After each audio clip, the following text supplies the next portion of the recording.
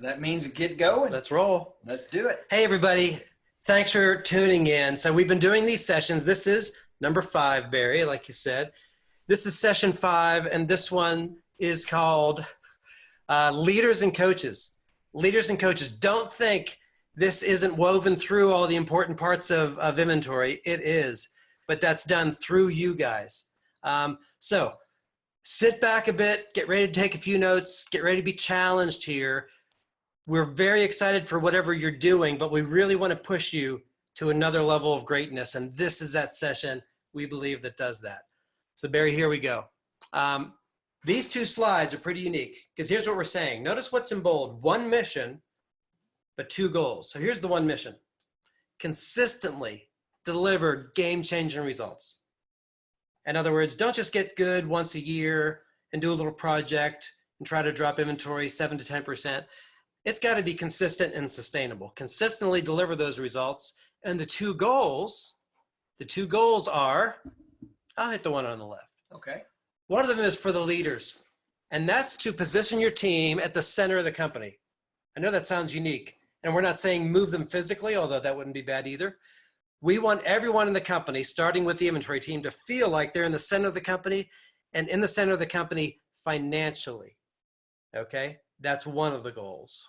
And that one is important, and I agree with that one, but I love the coaching aspect of this, because you can't do that one without equipping, guiding, and really directing and getting your analysts to the level where they can perform so that they can be the financial center of the company. Okay, I see where you're going. You're trying to one-up me. I am. And that's all good, and it is key, but you need the leaders first. Let's not argue.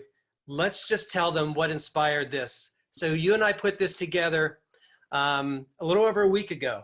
It was the 40th anniversary of the Miracle on Ice was the day we put this together. What a perfect inspiration, especially when you look at a team that shocked the world, like we're asking these inventory teams to shock the world and shock their companies. So gang, this entire rest of the presentation is inspired by the Miracle on Ice 1980 U.S. Olympic gold medal hockey team. And so Barry, imagine you're in the movie theater, but you're not watching this version of Miracle. You're watching the record inventory results version. And it's the story of how one inventory team defeated all odds and recorded unbelievable, spectacular results and became the most respected team in the company. So as we go through this and we share stories, what's it based on? Yeah, well, it's based on true stories. So you're going to see, oftentimes, you know, we like to banter back and forth, and sometimes we'll embellish a story or two, maybe. I haven't, but I've heard you. But these are true stories, and we love telling them, and you're going to enjoy what you have ahead of you. That's right. So these next 2 slides, we want to have you really honestly think where you are right now. So our story begins, and most people's stories begin where you're playing defense all the time. Barry, you and I were there. We were in inventory teams where we played defense. And here's what would happen.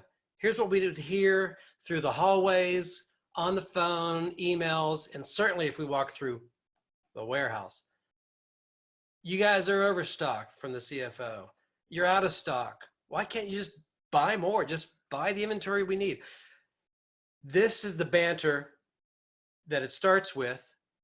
And as we go through all these things, and we've seen a lot of companies make great moves, including some of the ones right on the call here. Yeah, and I can envision so many pointing inward, right? Yes, pointing at you. Yeah.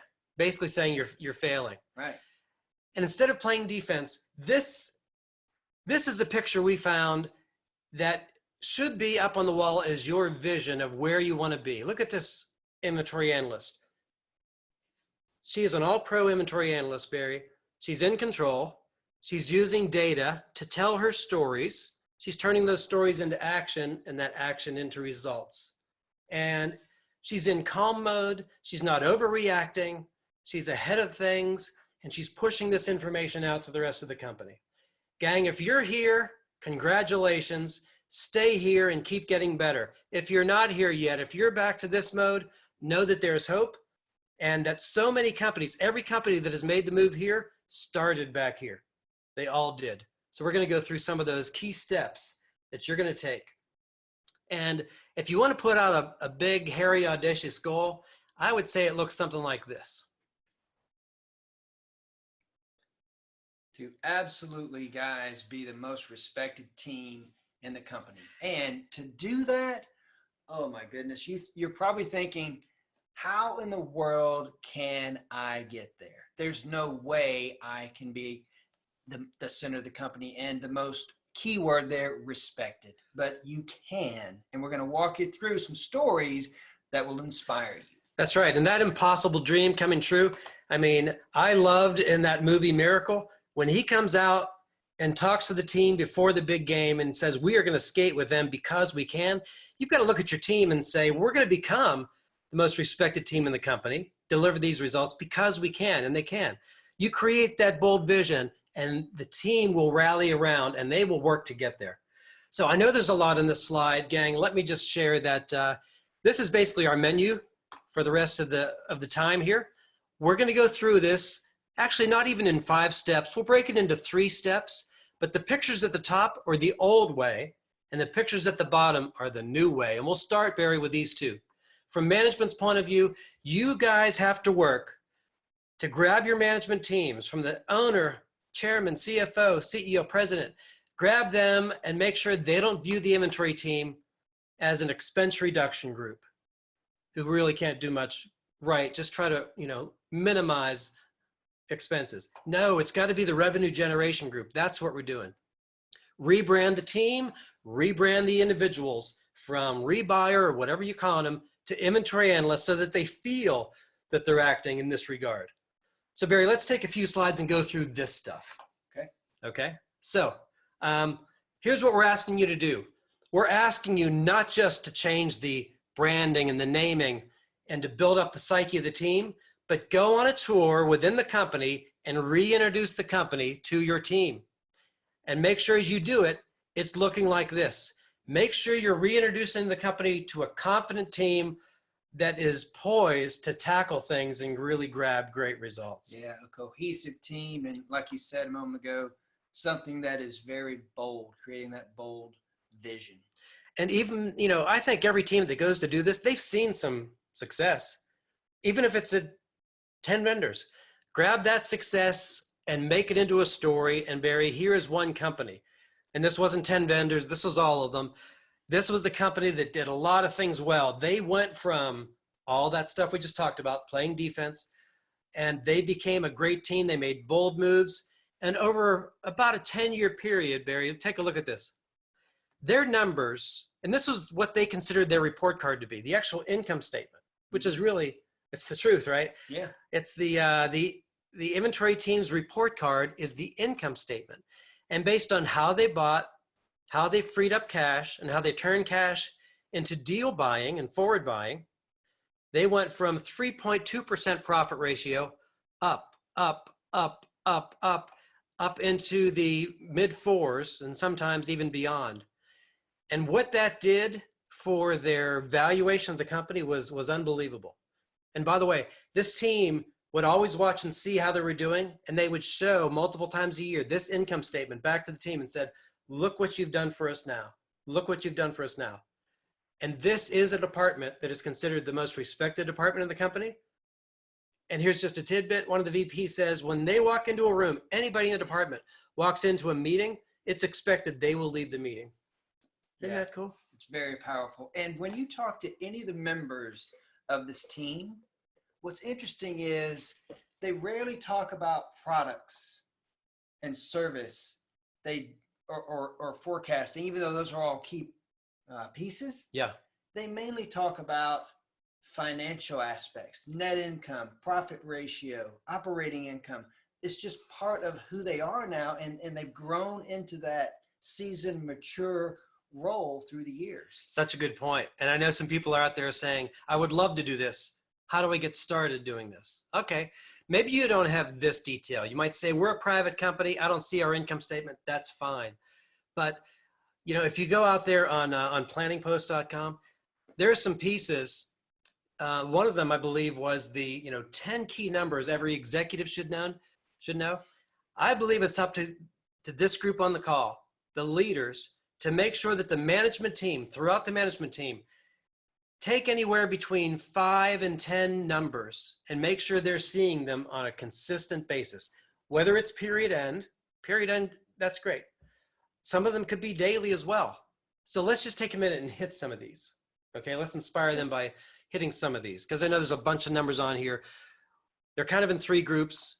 The stuff to the left, obviously on hand, on order, Barry's pretty obvious, service attained. But how about this one?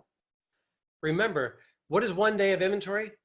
Shouldn't everybody in the company know what 1 day of inventory is for your company? Yeah, I mean, think about it. When you talk about a day of inventory, and a lot of us talk about, yeah, I've got X number of days of supply on this item or this category. But what does that equate to financially? That's right, because if we can drop 1 day, what's that going to mean? If I can drop 3 days of inventory, Exactly. what is that going to mean? And if you know that, then it's easy to be inspired to go after it. Then in the middle here, this is pretty interesting because we are suggesting that there are a bunch of values, and these are just 4 of the values that you should track historically, and every year see how your world has changed, because it changes your financial picture. And you guys know it, but how do you educate the rest of the company? I mean, if I'm the president of one of their companies, shouldn't I know that, hey, we've just randomly added items to the point where we've gone from 10,000 SKUs to 15,000 active SKUs over the last 10 years. But what did that do? Well, our average demand forecast has gone from 30 to 18. So overall, we live with slower moving items now. Right. And our average demand deviation has gone up. 20% used to be really nice. Now it's 35. Right, because of that slow moving. That's right. So, and then you say, well, okay, is that good or bad? What does that mean? Well, because of the expenses, unless somehow we are, hopefully we're selling a lot more because of this, but the average net margin has gone from 6% to 4.7. Ooh, that's a tougher challenge. Now, how much more do we have to sell just to break even with the same amount? And a lot of retail companies are good at category management, maintaining a smart mix. Most of us in wholesale, not so good. We're much better at adding items than subtracting. Yeah, I'm raising my hand because that was us. Guilty. That was Barry. Maybe me too. Okay, Barry, last area here.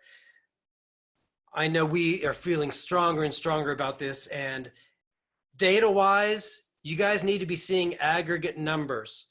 If someone says to you, what's your average day's safety stock across the whole company, all the active items? You should know what the dollar-weighted / forecast-weighted average safety stock is. And for this company, it's sitting at 10 days. That's a key number. If I go in and change service goals and do this and do that, if that goes to 12 days, you know what, Barry? That's $1.2 million additional dollars. Right. Once people start to know these numbers, everybody knows, oh, don't touch that dial, because that's going to affect this number over here. And if that's not happening today, then you guys have some work to do. But the work to us is kind of fun. Right.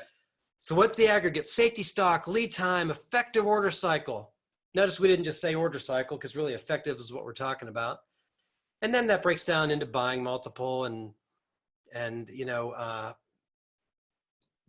what's happening seasonally, upcoming on our lead time in case we're going into a season. You want to take this depletion graph and make sure everybody can see it in these numbers. And then watch the numbers as they change, your financial picture changes. Yeah, I think it's important just to reiterate the graph you're seeing here and being able to put those numbers into the graph. It makes sense of some of the numbers that we have thrown at you here.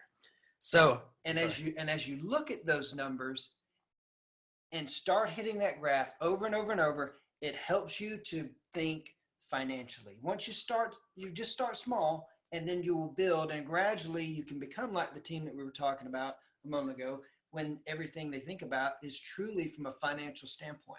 So Barry, get this. Some of them out there probably want to know that it's only a couple of companies right now, but that's a start, that every analyst, buyer, whatever their title is, every analyst knows what their numbers are. And if they're suddenly stopped in a meeting and this graph goes up, they'll say, where is your inventory right now? How far above or below the order up to level is your current inventory, with the big picture? And each person can say, okay, I'm sitting right here. I'm 2 days below this number. I'm one date above that number. And now they're watching that, because the more they bring their average inventory down, the more their inventory drops, and they know exactly how much it's going to drop. It's really changed their whole perception of things. Yeah. So now we're going to just more quickly go through a couple of things. So what else do you do?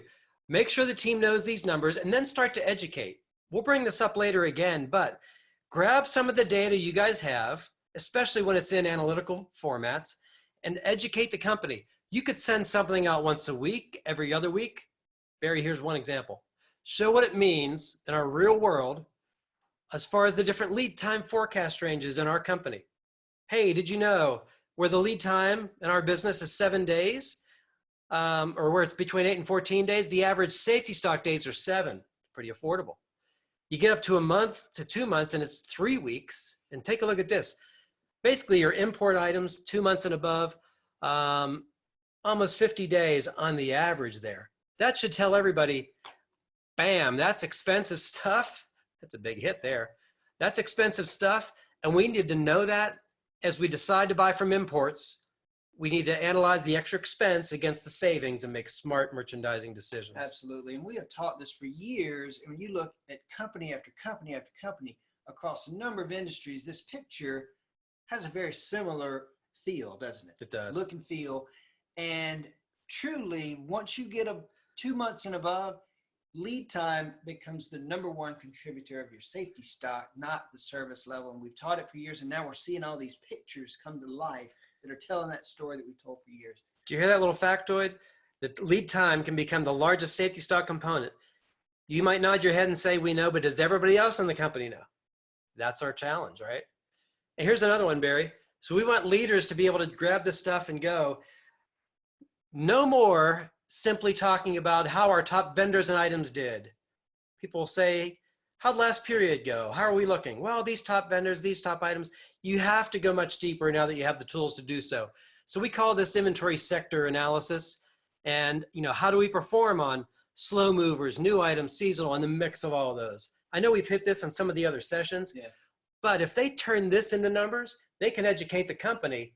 And when you have a smarter overall inventory IQ company, you're going to perform much better. I know you like these colors, Barry, as well. Notice I do. the Well, shading. Yes, I really do. And, not only the great colors there, but when you start thinking financially, you see your business in a completely different way outside of, like Dan was saying, the top items, top suppliers in your business. So, Barry, what was your title again? I know we've shared this when you were buying. I was a purchasing agent. Impressive. Thank you. What was yours? Hold on, wait a second. Yeah, there you go. Rebuyer. As I always say, I never told my mother. Gang, if you're still living in this old world, get off of this call later, run down the hall and say, I was on with 100 companies. We're the only company that still has these old terms for the title of the department and the title of the people. And we'll back you up on that slightly exaggerated fact. Inventory analyst, inventory planner, inventory investment planner, inventory investment manager, something that says this is a key position and you're managing the assets of the company. Don't you think up here? It's amazing the difference it makes. And then beside them is a strong, solid inventory team champion. So as you brand the team, that's our suggestion. By the way, this is from a survey that's on PlanningPosts, and that survey included just asking this community here, what are some of the taglines you use? We're not going to take a bunch of time, Barry, but just tell me one or two you love from this group. Without a doubt. Flawless execution of world-class supply chain management. I love that one. Flawless execution. That's a mouthful. Yeah, it is. It's a good one, though. Margin is our mantra. That's unique. Anyway, these are truly identities that those teams believe represent them and that they inspire them. So consider not just the naming, but what is your formal or very much informal, identity or mission. Right. All right. As we wind through the end of the leaders' pieces, let's hit just some key leadership things, Barry. I know this is not a 2-hour pure leadership session. We would love to do one. Again, inspired by the making of this miracle. This is the team captain, Mike Ruzioni, became captain just because of his way of building bridges across all the players on the team that came from different parts of the country, very much rival parts of the country. So the reminder here is inspire the team every day. Remind them every day that their industry-leading service puts our whole company on top. It gives confidence to the sales team, to the stores. It puts the company on top. And their success in inventory frees up cash that fuels business growth. It's like borrowing money that you don't have to pay back. That's what the inventory team does. This should be covered in interviews, everything. This has to be you have to remind them daily, especially think of the 20-year veteran. You're getting them to switch to this mindset. You have to undo 20 years of getting hammered, you know? So it's got to be a daily inspiration. Yeah, I mean, it really does. And it all goes back to freeing up cash. And when you free up the cash, you are becoming a part of your business growth. You have the keys to the growth. You really do. That's why this is a great profession, because you have an opportunity to influence not only generations of people at the company, but you have an opportunity to influence significant growth. Yes, you do. And influence, you mentioned, that's a key word, because our suggestion here is this. The more you do this, the more you inspire them daily, build them up, equip them, coach them, you earn respect. That trust is built up, you earn respect, and respect is followed by influence. You know, respect is followed by influence, and influence leads to results, which is just why this game was so ironic, where that guy who wasn't the best player at all, but everybody bought into him, is the one that delivered the game-winning goal, and it changed his life forever. As his friends all tell him every day, 2 inches to the left and you've been painting bridges the rest of your life. But because of his leadership position, his life changed. So results are what we're after. It doesn't happen without this respect piece, because there's a difference between a boss and a leader. And why do we have to hit this? Because we walk into too many places in the inventory world where they still try to act like the boss with the attitude of they serve me. We're suggesting here, Barry, earn their respect, show them care, build up trust, earn the respect. That leads to influence and then results. That's a leader. As you serve them, equip them, that's a leader. So gang, what we're asking you to do is look at this balance and decide where you are right now. Are you 50-50? Pretty much half the day I'm in boss mode, half the day I'm in leader mode. Are you 90-10 over here? Yeah. Almost said 90-20. Are you 10-90? Where are you now, and what do you need to do to move to this world here? Because this will deliver results. That is it. We've traveled through the years to a bunch of companies, and it's clear, isn't it, when we have leaders and we have bosses. And by the way, whether you have the title or not, you are a leader if people are listening to you and you are being a mentor to them. Now, if you have a title and they're not really following you, that's not so good. Then you may be more on the boss side. Yeah. So remember that, gang. If you don't have the title, but yet people are coming to you for answers, you're a leader. And if you're having to resort to rules and laws, it's not going well. You've lost the influence, and there's not a path to catch up. You've got to go back to this other mode. So as we go through, we went through that piece, but Barry, we're going to talk now through getting the talent in and creating that blue chip program, how to coach. So this is your area. You seem to say coaching's a critical thing. Well, now we're going to prove it. Yeah. Okay. A lot of you remember that in past sessions, we've talked about these building blocks of great. And I know one person on the call with the initials KC, who actually took these blocks, gave grades to her team, and then decided how she was going to work on every area to make every area stronger to get them all to an A or a B+, which leads to all kinds of results and success. And part of it is avoiding panic hiring. We're terrible in our profession still, I think, on hiring. These companies are getting better and better. And I think they're realizing when they hire great talent, they stick around. So there are assessment tools out there to help make sure you guide and bring in the right talent. Don't force someone in. Make it a career destination, not just a landing spot. That's obviously a key. And then let's spend a minute here. Hopefully everybody on the call recognizes to the left that these are the 7 key essential steps or elements of buying, of replenishment, right? Isn't it terrible, Barry, when you train someone and they say, oh, don't cover those 7 steps. We did that last time. I know them. Wow, that's impressive, because you and I have done it for decades and we still have to hit it every day. Yeah. It's still our guide every day for everything we do. Whether it is the most basic introductory course we've ever taught or the most advanced one that we have ever taught, we've never not used these. That's right. Yeah, elements. There are companies on the call, Barry, that have this in large poster canvas form on their wall, and they huddle around when something's gone wrong to talk about where is the issue and what step is the issue. And you've got to find creative ways to keep going over this stuff. Whether you teach it to them or you hand the marker to somebody else and they teach it back to you and the rest of the group, find creative ways to do that. I love this picture of Herb Brooks as he's teaching the guys. He finds a spot that's comfortable for them and he teaches them. And this stuff, Barry, obviously ties in with this. So those same companies, they don't have one poster on the wall. They have 2 huge posters. And this is the other one. And they ask people how each one of these steps tie into this. And everything happens here. And one thing we're reminding people of is we've seen people have goals of dropping inventory, increasing service, and they will often attack the wrong components. So gang, here's a reminder. Everything to the right of this line is all about service and buying early enough, buying on time to hit service. This is when to buy. These 2 are when to buy. To the left is how much to buy, and that's about inventory levels. If your issue today is you have too much inventory, we're likely to guide you on these things over here, unless your lead time is just so exaggerated. If your issue is service, we're going to focus on these pieces over here, right? And you and I still have to remind ourselves of this.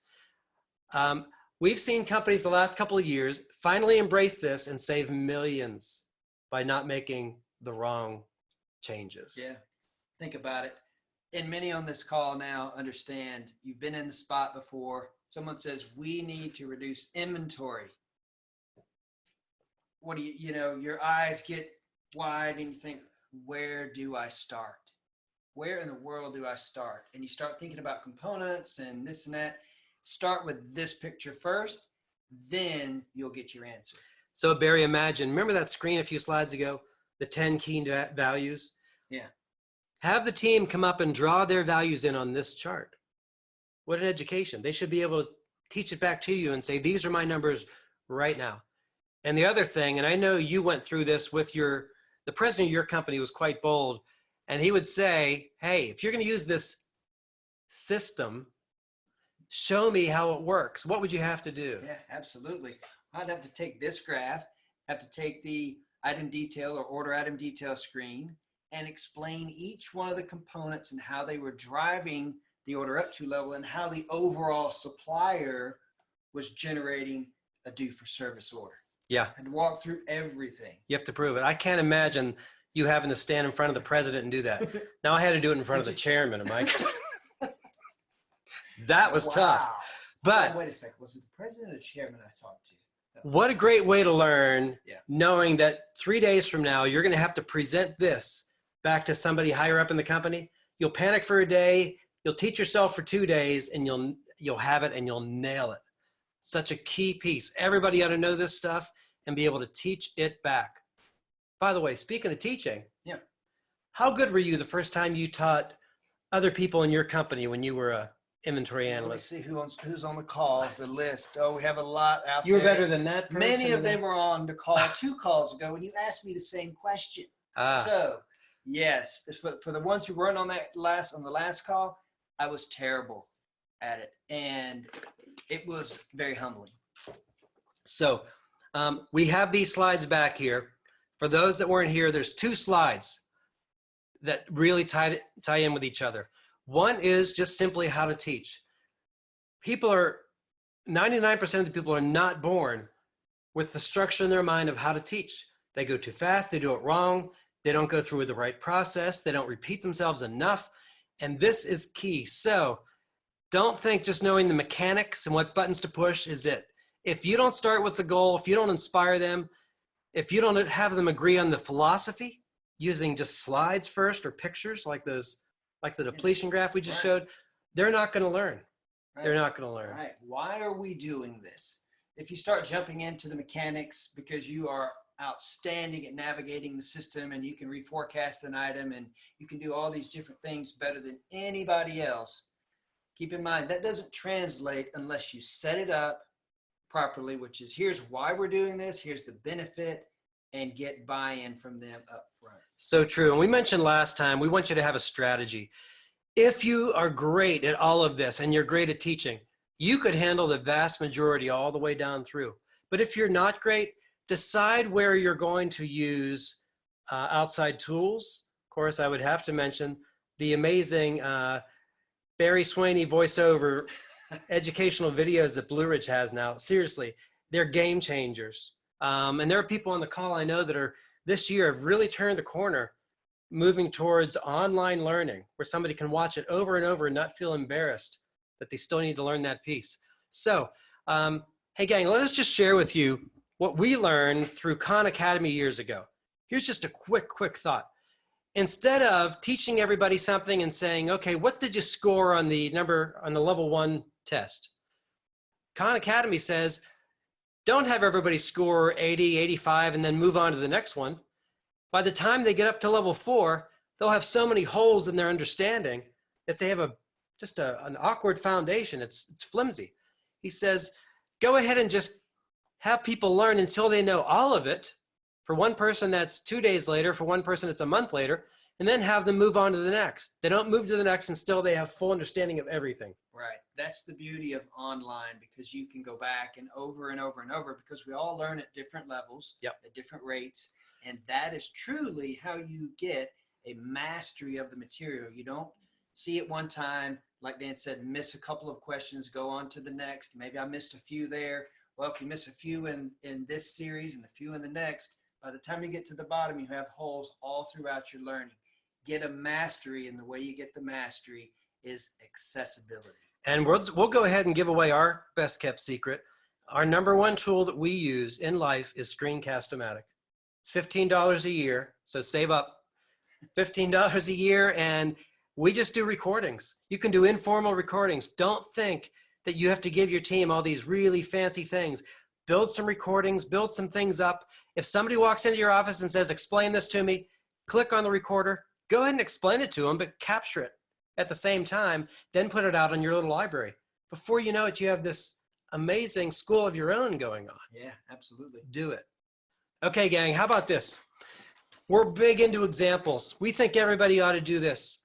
Take your number 1 item, if that's what's going to make the most sense. Somebody new or somebody 10 years on your team, they should be able to see and understand, hey, for this item, forecast is 100. So if my deviations are like this, what's my demand filter high and demand filter low level? Oh, I get it now. If it goes beyond that, it's a check. What's my most recent demand? What's my components for safety stock and an order cycle? Imagine laying out all these different things. So as you're educating on all of these areas, you can show them for that item, here's what the picture looks like. We've gotten great feedback on this. We know a bunch of people that have just basically built the same thing, really just on a spreadsheet. You can do it on a graph also, of what one item is, and then use that throughout your education. It's a great tool, isn't it? Love it. Of course, what else are you going to say? All right. Also, what can go wrong along the way? Have some of that as well. Here's one of the biggest things we see go wrong. A lot of you are using Blue Ridge Advanced Replenishment. Now, if someone's in there and they're not yet at that level where they should, if you're not yet on, a solution like this, here's what can happen. Somebody walks in and says, oh, these are all my vendors, each dot. These 5 are due to be bought today. These 5 are due to be bought a day later and 2 days later and so forth. Well, that's great if you're using the system like you should. If you aren't, and you just kind of do your own thing, then you really can't respond to what we call the due orders. Because these 5 might not really be due. you've not been maintaining your components. So this vendor is actually a day away. This vendor is 3 days away. This vendor you thought was 2 days away is due or is past due. So for some, they ought to look at this and go, oh no, I don't even know when the stuff is due. Gosh, it's so true. You know, many of you on this call, you are in a spot where you're going through and you're very disciplined in your daily replenishment. You are buying these orders that are due to be bought for service, or you think they're due to be bought. But if you're not going through the proper setup and making sure you're analyzing all the components that are driving the order, if you're not keeping on top of that stuff, then you could be buying 2, 3, 4 days delay orders that really need to be held off on. And then, you know, you can see the picture. You could be all across the board. So while you may think, hey, we're disciplined and we're doing a great job, we're really not. Yeah, and some may not. So we're trying to scare people with this picture for good reason. Sure. And by the way, so then what do you really need to make sure everything is taken care of? Well, we mentioned the fact of kind of a blue chip type of program. We're taking you back some years to an early blueprint. We surveyed everybody that came in and we said, tell us what the best analysts are doing. If you have 10 people and 2 are doing it great, just answer these questions based on those. And so some of this information is here. You know, how long does it take them to replenish? When are they normally done by? Most people said definitely by 10 a.m. Most of them even by like 9 a.m. How often do they change or feel the need to go dig down to the detail level? They said, well, the good ones, rarely, less than 5%, you know, 5% of the time or less. And they make changes to even less than that. They do ongoing, you know, setup. The point of all this is have a plan for what great looks like and help coach people to that plan. If you do that, you will not have this happen. If you do this, you'll get everybody in a routine. Now this is old, right, Barry? But still, it was eye-opening to get that feedback. Nowadays, you've got the analytics.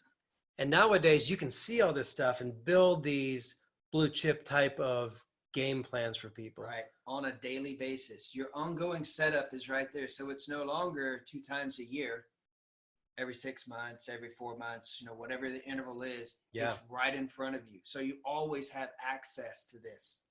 And as you're coaching these guys, watch for, I know we mentioned it before, we'll just mention it quickly. Watch to find their ideal spots for the strengths-based team. Coach them and guide them to their ideal spots based on what personality style they are. Some want projects, some want just a consistent routine. And if you want to learn more, go back and listen to the last month's session. I think that's a fair offer and challenge. Hey, we've got a quick one left. We've mentioned it to a degree already. Becoming the center of the company. It's a great goal, and it goes from, that's the best I can find, playing defense, but that's our world too often, isn't it? Yeah. To playing offense. So let's just go and say, here's what we're trying to do. Move from the hidden corner, and with these victories and these great results, it will move you to the center of the company. People will just take note and pay attention. And you're saying, just tell me again some of the steps to get here. All right, you asked for it. We're going to do it. Step 1, Barry, push people in our profession out of their comfort zone. Here's a great view of Mark Johnson, scored 2 of the goals in that game, looking against this scary proposition. That's our profession way too often. You've got to push people out of the comfort zone and actually get them standing up, talking, and presenting. They're going to hate it at first. Get them standing up, talking, and presenting in small group environments, even just internal at first. Learning how to sell their ideas up to different bosses and different departments. Pushing what the benefits are, you know, reacting to objections. There's great ways of doing that and getting them to do it comfortably and then moving up, up, up. It's amazing how they get strong at that stuff. I agree. Some of you may be squirming right now thinking, oh my goodness, really? Could I ever do that? Yeah, you can. And keep this in mind. Some of the greatest seasons of your growth are going to be when you're just a bit uncomfortable. And this is one of those areas. That's a great point. And I love that, the uncomfortable part. That's when you grow. So what do? You take this type of learning, this type of experience, and you turn it into, for starters, build a great period end program where the group is standing. And initially, they're going to pitch just internally to the inventory team. Then you start to invite outsiders in, leaders of other departments. Before you know it, this is not an inventory period end program, it's a company-wide period end program. And just guide them, give them the template to go over their numbers, the grades in the different areas. In fact, our session next month is on just this, creating a great period end program. So we'll talk more about that, and we'll talk about how they take this type of information and dig and learn and grow, especially with those, inventory sectors.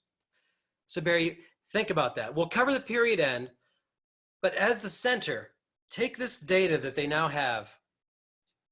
How about sending out a weekly email?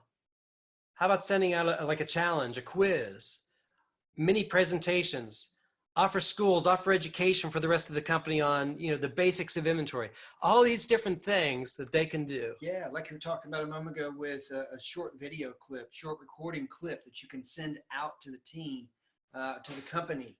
It's a great point. Use Screencast-O-Matic and build that stuff.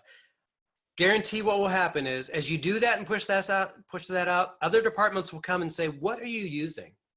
We love it. What are you guys using? You're able to see when it's viewed, or at least how often it's viewed. You'll see the momentum build up. Yeah. What do you push out there? Well, again, we said it kind of right up front. Push out some different factoids. Tell them about your own company. How many super steady items do you have? We have, let's say, 3,000 super steadies that are deviating 10%. Unfortunately, we have 10,000 highly erratic items that are deviating 90%. Show them what their world looks like. Scare them a bit. Show them the good, the bad. Maybe do something like this. Challenge the whole team that we're going to get stronger at new items, but we can't do it alone. And we know that, right? New item is the one thing that's more about collaboration than about just math. So you team with merchandising and the vendors as they come in different areas so that you get all the value set initially for new items, and then it's a victory. So you start to monitor some new item dashboards. You share those collaboratively with the other departments. Mm-hmm. And again, every step like this puts you in the center of the organization. You know those cool pictures of what the new department looks like? Yeah. Isn't this it? Isn't this our world where we should be? Sitting looking at things from the 30,000-foot view before we know where to dive in and look. We've been so much in the bumper car mode that we need to pull out of that mode and see that big picture view. Yeah, this is completely flipping the script. It is that move from defense, fingers pointing, why are we not doing this? And being in the weeds, to stepping back and being really strategic and smart, not only about the data and information that we have, but how we go about equipping our people and equipping and informing the rest of the company. That's right. So gang, here's what we just did. We talked leaders and coaches.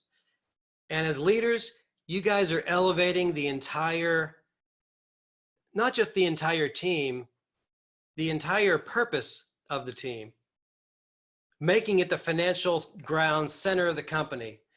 You do all that work, take all of that, sell it across the top of the company, go proactive, play offense, and that team will move to the center. All along the way, pull your chair up, right? And coach the person beside you. And find people doing well and pull their chair over and have them coach the person beside them. Make it a collaborative thing. Leaders and coaches, it will lead to results. That's the pitch. We've seen it happen. We're not just saying, hey, this could work. This does work. And the impact is tremendous. So, gang, we hit the strong period end is important. We just touched on it so briefly. Let's spend next month on that one. And if you're saying we're already doing a great period end program, great. Send us some of your thoughts and ideas. We'll incorporate them, into this. Yeah. But we're going to hit it. We're going to suggest a bold period end program. So with that, let's open up. We're right at that mark. Let's open up and see if anybody in the chat windows here has questions. Got to find the chat window first. Chat.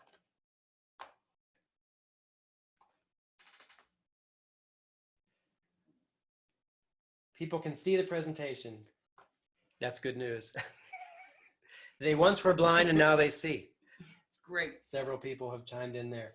Okay, gang, anyone else, any questions? If Brian Seacrest is online, please save your questions for your nightly call. Anyone? Barry's ready for any challenge. If you have any mathematical questions for Barry, exponential smoothing, just fire them out. Hey, great point, Andrea. She's sharing. You can also put questions through to info@planningposts.com. And a reminder, so much of what we covered, there were snippets of videos, podcasts, blogs out there on Planning Posts to hit.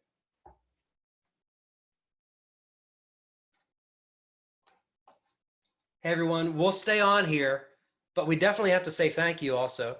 Thanks for chiming in. You could have been out dealing with the virus, hurricanes, or anything else that's more fun, and you spent time with us, and we appreciate it greatly. Yeah, thanks for tuning in with us, guys. And we'll hit this at Blueprint again.